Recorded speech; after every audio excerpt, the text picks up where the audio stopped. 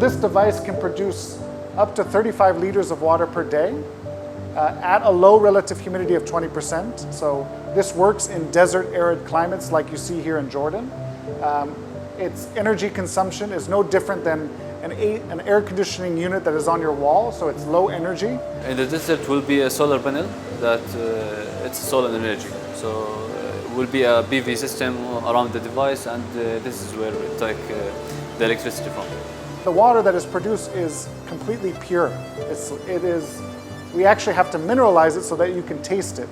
So it's purer than your Nestle bottled water. So it meets the Jordanian national drinking standards that are based on the World Health Organization's drinking standards. The cost per liter of water is around 6.4 US cents, so it's very affordable. Currently we are doing these for Jordan, and then we are going to do it for worldwide. Of course, you know there's a water scarcity problem in Jordan, so every house can have one of these, and they can produce water for themselves without having to buy water from outside.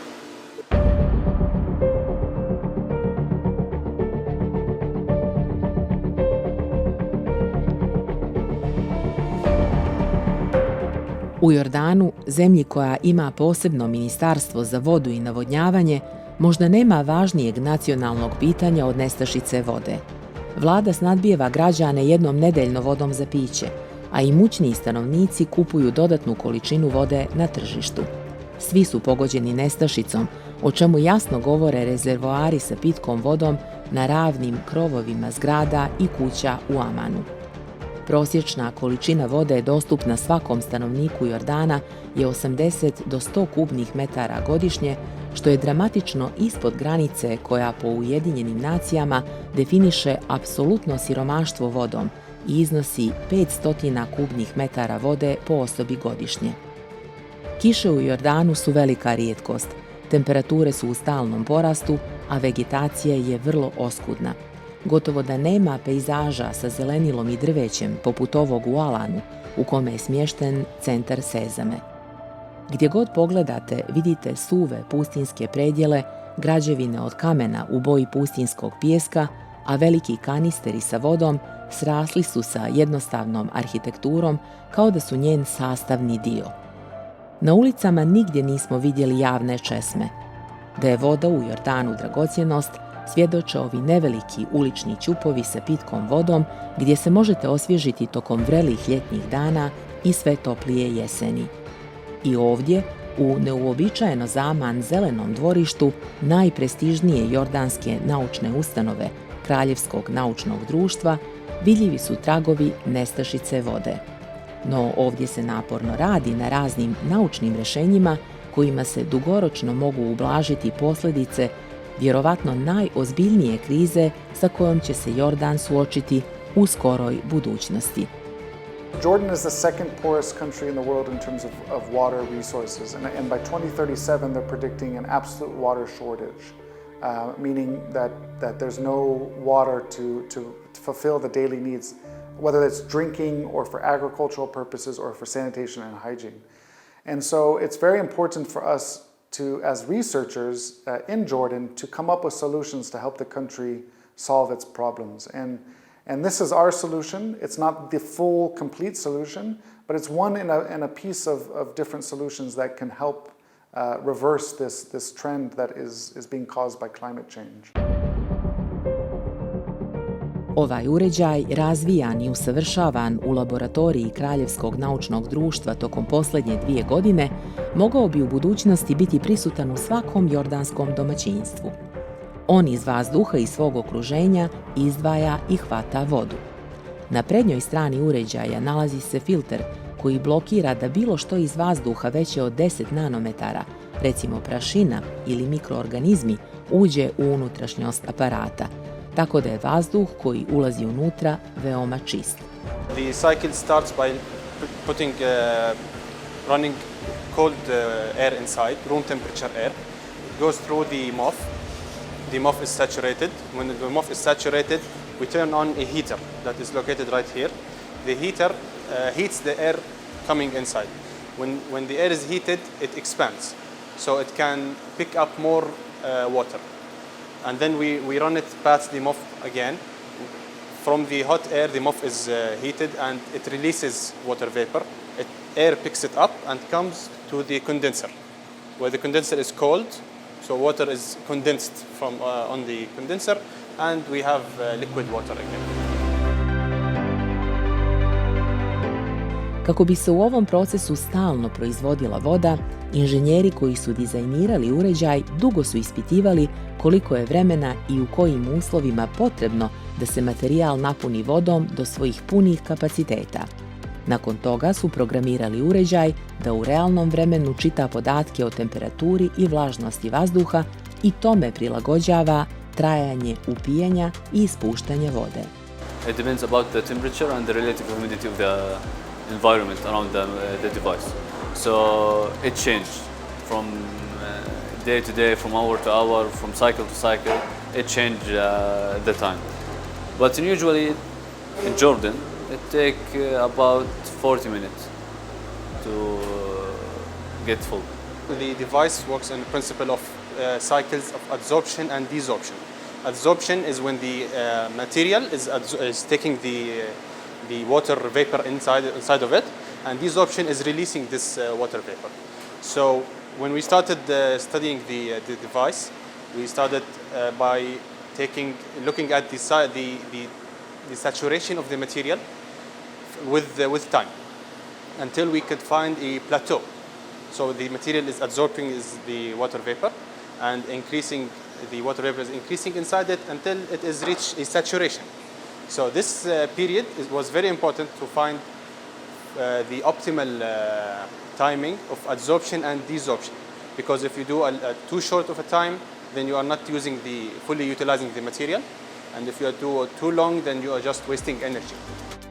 Cjelokupni koncept uređaja napravljen je tako da se što optimalnije koristi sposobnost ovog materijala da po potrebi veže, a po potrebi otpušta vodu. The pores, they take the vapor in. Even at low humidity, they take little bit of water, and they keep adding this water vapor inside of it until it is saturated.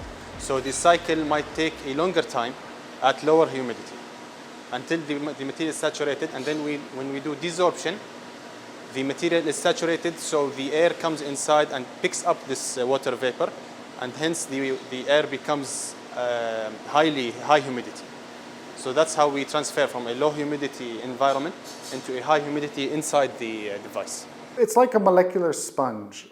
Because you have this free space, the air passes through the material, and we design those organic and the metal building blocks to go after and pluck out the water vapor only. So everything else passes through. So nitrogen, carbon dioxide, carbon monoxide, all of the other gases in air just passes it through.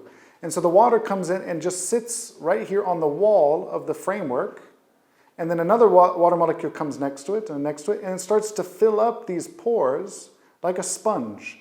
And so when it's fully filled, then if you blow a little bit of hot air, the water detaches from the walls, and then continues on. So the interaction between the water molecule and the framework is strong enough for it to be there, but not too strong that it's hard to remove it. Čarobni materijal koji iz vazduha izvlači vodu pripada metalno-organskim okvirima, skraćeno MOF materijalima. Zbog sposobnosti da selektivno vežu, tako reći ulove i skladište u svojim porama određenu supstancu, dok propuštaju sve ostalo kroz svoju rešetkastu strukturu, metalno-organski okviri postaju izuzetno popularni u laboratorijama širom svijeta. Hemičari od vrlo jednostavnih gradivnih elemenata dobijaju kompleksne i veoma sofisticirane materijale. Tako se u 1 milimetru mofa krije golim okom nevidljiva, vrlo složena struktura koju možemo precizno sagledati tek na nivou nanometara, kojih ima 1.000.000 u 1 milimetru. Metalno-organski okviri u bezgraničnoj hemijskoj igri kombinacija atoma različitih metala i organskih molekula otvaraju vrata za naučne primjene koje su u prošlosti bile nezamislive, a u budućnosti su još nesagledive. Tako MOF materijali mogu da služe za uklanjanje teških metala iz vode, detektovanje traga određenog gasa u vazduhu, ciljano isporučivanje lijeka određenom tkivu ili organu, pa mogu da funkcionišu i kao biomedicinski mikroroboti. Mogućnosti su beskrajne. An MOF is a metal organic framework, or a MOF is how we say it. And so a MOF is a porous crystalline solid that is made up of metal and organic molecules. The metals serve as the joints of a framework, and the organic molecules serve as the link that connect those two joints.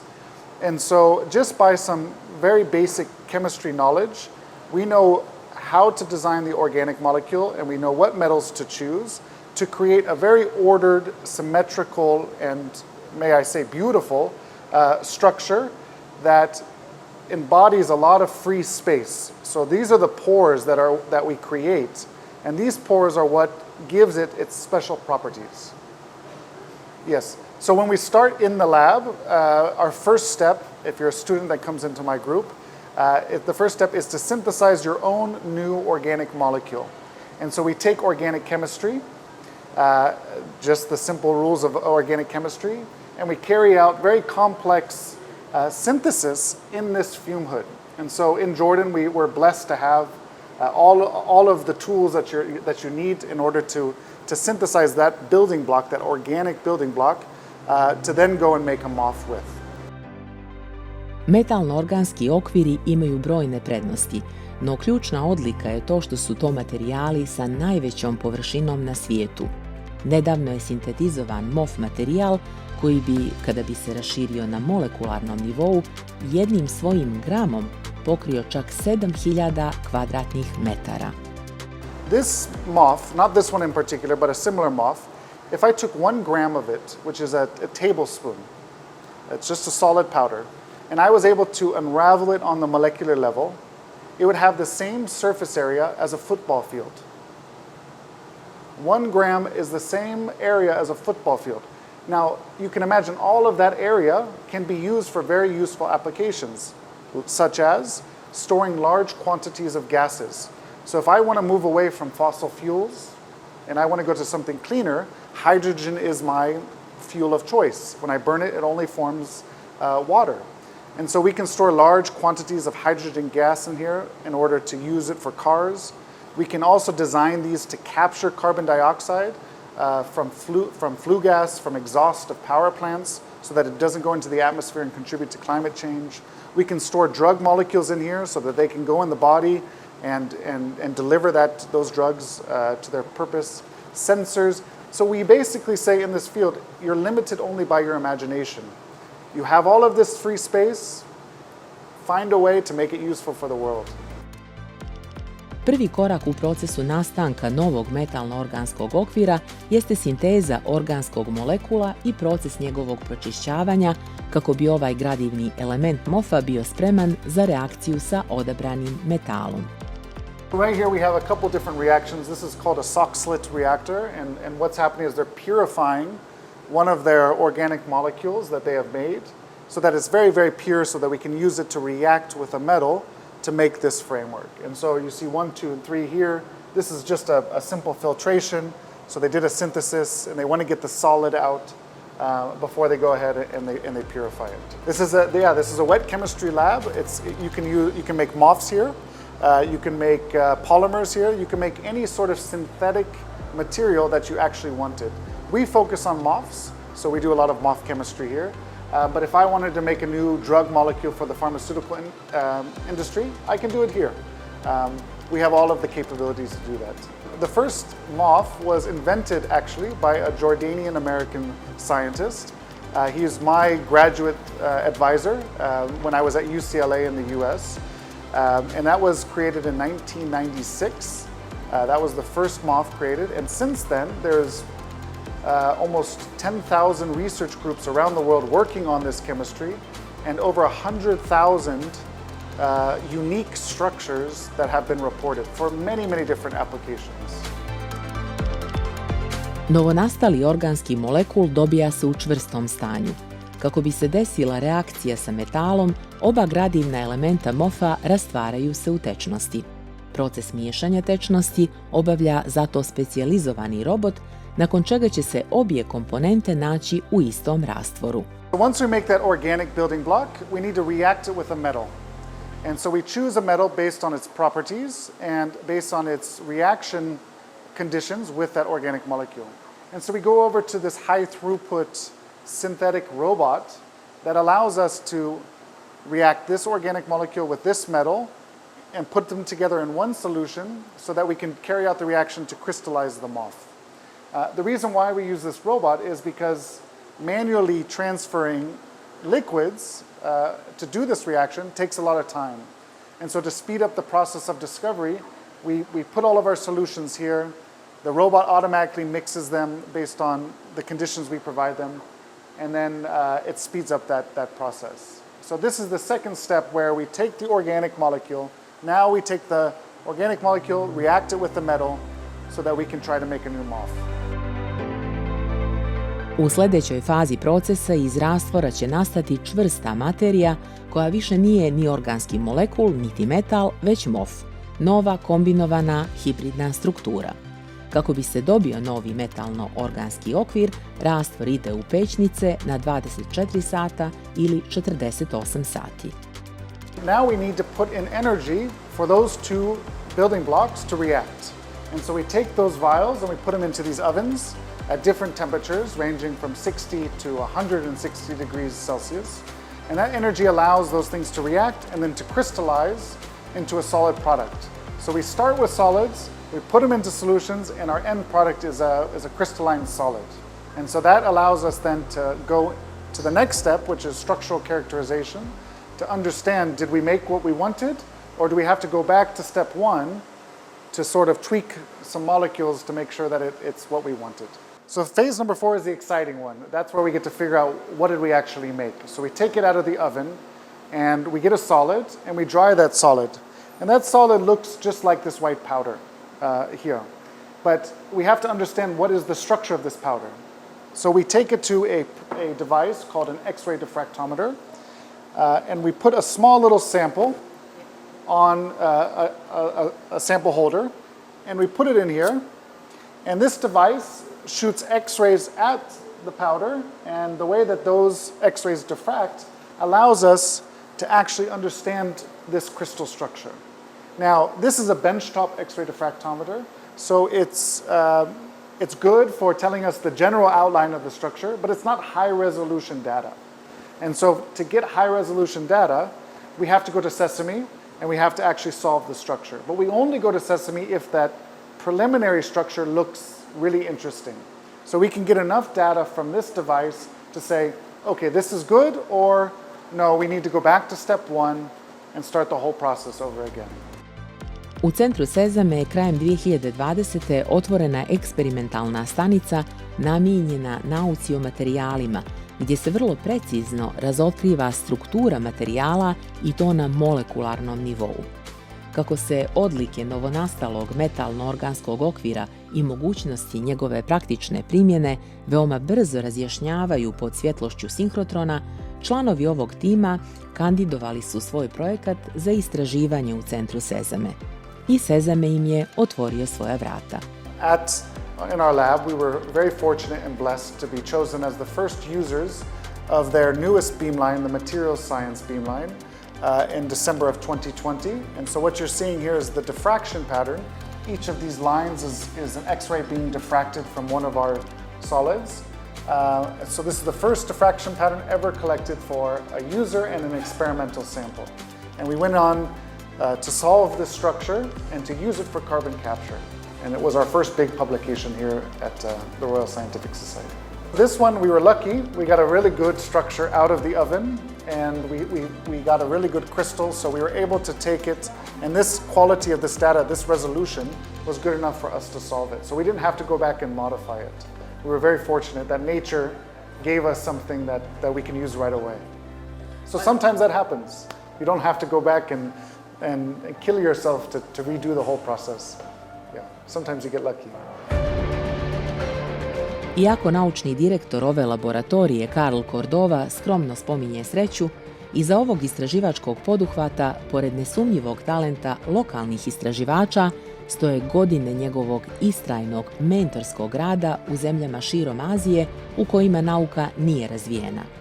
Karl Cordova je jedan od pokretača Globalnog instituta za nauku, osnovanog pri prestižnom univerzitetu Berkeley, čiji je cilj podizanje istraživačkih kapaciteta u zemljama koje u svakom pogledu zaostaju kada je nauka u pitanju. Cordova je autor preko 50 naučnih radova, od kojih je 6 objavljeno u magazinima Science i Nature. Naučni rad posvećen uređaju koji iz vazduha izdvaja vodu prva je publikacija jordanskih istraživača ikada objavljena u magazinu Nature. Posebno je interesantno da su članovi ovog istraživačkog tima bili naučnici početnici, među kojima su ključni doprinos dali studenti koji još nisu ni diplomirali hemiju. I had two students, two undergraduate chemists, one from the University of Jordan, one from the University of Petra. Both were undergraduates. They took a couple laboratory classes. Their experience in the lab was not a lot. And so we spent a number of months, training them on the techniques that you use in a research lab. And one student in particular, she's not here with us right now, but she was the one that really made that first water harvesting MOF. And she was the one who went to SESAME and understood the structure. And to be honest with you, she told me all the time, I have no idea what's going on, Kyle. I don't know. And it's very scary to a young student when you feel completely out of your element. But it's very inspiring when that student continues to press on, right? Because the challenge of all of this science and high-level techniques is very daunting. But she pressed on and she was able to discover this. Then we had Lemma, who you will meet, or who you met in our lab, who really carried that project on and was able to scale the material at a large enough level to use it for the device. On the other side, I quickly realized that we need some engineers. And so we went to the Jordan University of Science and Technology, which is up in the north. That's the best engineering school in Jordan. And we recruited a number of students, one of which his name is Hussam. And he was my master's student, and he was a brilliant engineer. And so I gave him the general outline, what I wanted to accomplish. And then he went away and said, Kyle, I'll get it done. And went away and started to build the device, test the device, would come every day crying because it's failing, or very happy because I see droplets are forming. These sort of moments, you see the progress as they go. I have a very hands-off approach. I want my students to fail, because in science, failure is very, very important because it's happening 99% of the time. And it's how you respond to that failure, what you learn in that failure, that leads to success. And so Rada, who was the first student, Lemma, and Hussam, for 2 years were failing until at the very last moment they figured out how to overcome and to be successful. Lama, koja je prije pola godine na velika vrata ušla u svjetsku nauku, objavivši sa drugim članovima tima svoj prvi koautorski naučni rad u magazinu Nature Communications, danas pored obaveza u laboratoriji predstavlja ovaj naučni projekat radoznalim srednjoškolcima i njihovim profesorima koji dolaze u Kraljevsko naučno društvo da pogledaju ovaj uređaj. Lama je dala veliki doprinos unapređujući prvu verziju ovog MOF-a sa ciljem da se proizvedu velike količine ovog materijala. When this material was discovered, it's in small scale, but I want a huge scale to use it in device. Now I have a device, so I want a huge scale to put it in. So I found the way to increase this scale to this scale with increase the yield from each bottle, so I have more yield from the production material and I changed the solvent from toxic organic solvent to water. It's more environment friendly, so that's better. In the future, I want to find a way to scale this scale to more, to can use it in industrial life. U ovu laboratoriju dolaze studenti sa najboljih univerziteta u Jordanu.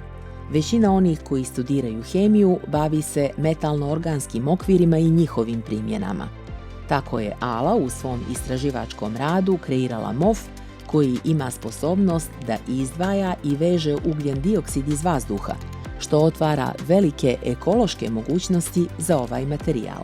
After I get this vial from the mixing of linker and metal by robot, I put it in the oven. I get the small crystal, and actually I didn't know what's this crystal. So I go to the SESAME to measure the X-ray diffraction, and I got this structure. Actually, this structure based in two cages. One cage, small cage, based on triangle, parallel triangle here, and this triangle support all this structure to give 1D channel. The CO2 was captured by this linker. It have affinity to capture CO2 from atmosphere and this long channel. Opčinjenost MOF materijalima ne krije ni jedan mladi naučnik u ovom timu i svi predano rade na kreiranju novih metalno-organskih okvira i istraživanju njihovih struktura. Usmjerenost na otkriće, na doživljaj radosti otkrivanja, po riječima profesora Cordove, ključni je pokretač naučnog razvoja u jednoj istraživačkoj zajednici. I'm a chemist by training, and I do always want to work on something that has an impact on the world.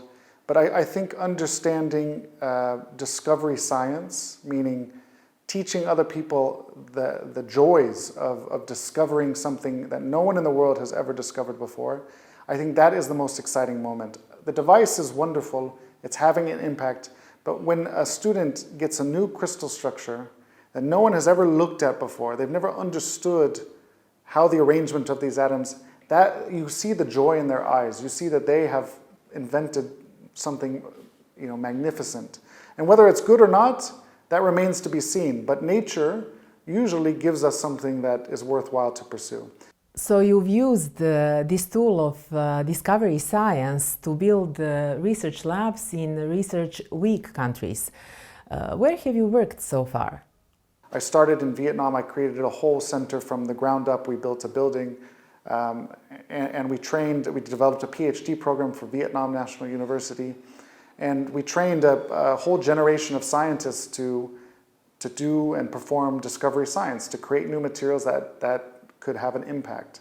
And so those students then eventually I was their mentor, and they grew up, and then they became mentors for the next generation of scientists. So it's not about science colonization, it's about creating an opportunity in a space for people to do impactful research in their home country.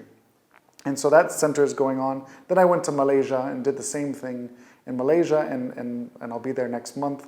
And then I came over to the Middle East in Saudi Arabia, and I've been stuck here for the last 8 years, stuck here in a very good way, then moving from Saudi Arabia to Jordan. And so what you've seen today in this lab is the hard work by our team for the last 3 years of really building a research lab that you don't find in many places in Jordan.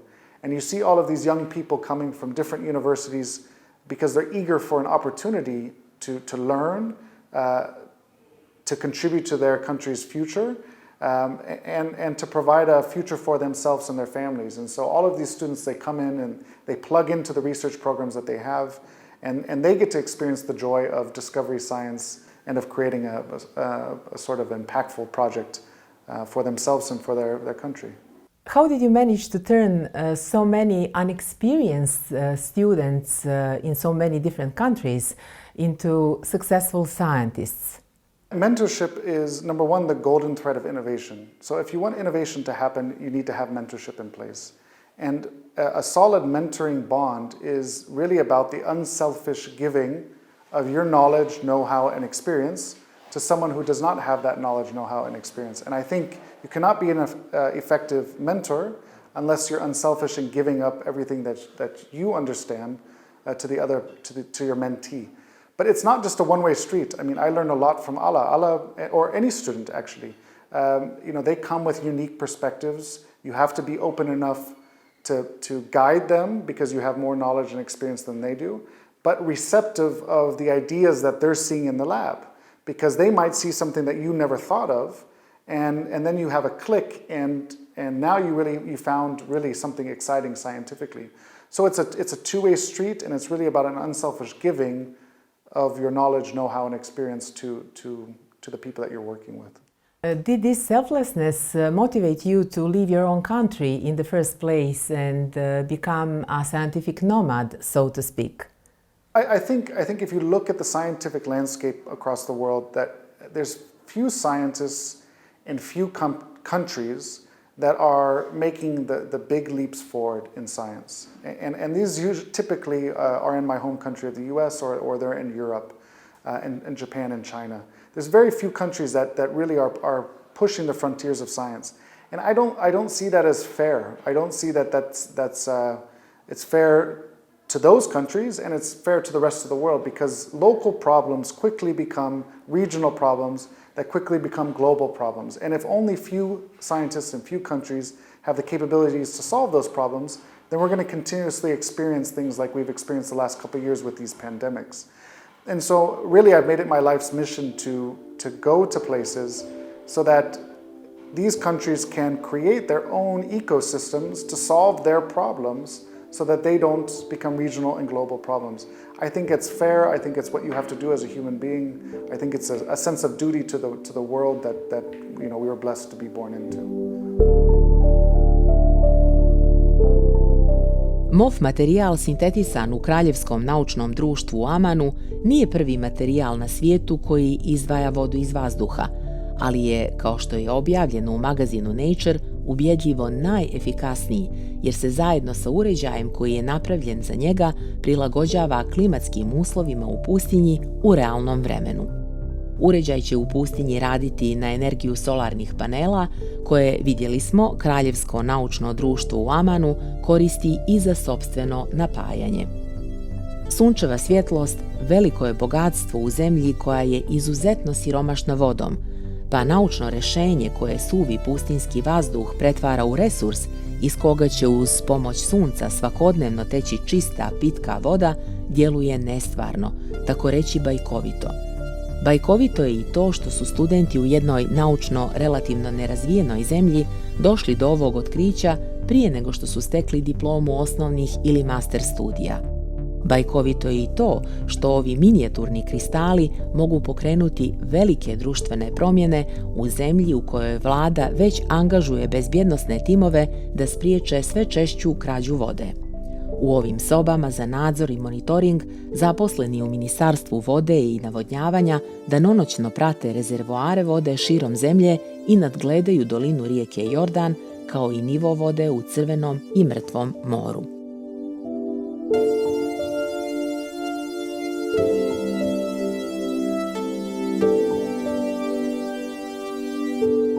Naučna bajka o vodi iz pustinskog vazduha samo je jedna u zbirci istraživačkih priča po kojima se uveliko prepoznaje Međunarodni centar SESAME. Izgleda da je svjetlost sinhrotrona obasjala Bliski istok istraživačkim uvidima, otkrićima koja mijenjaju društvene tokove i nadom da se u ovom osjetljivom regionu mogu graditi mostovi pomirenja i zajedništva, zahvaljujući vrhunskoj tehnologiji i izvanrednoj nauci. Science is a human thing, just humanity, without any labels, without any additives. It's homogeneous, something neutral, something transparent. Maybe like water. I would say that science is like water.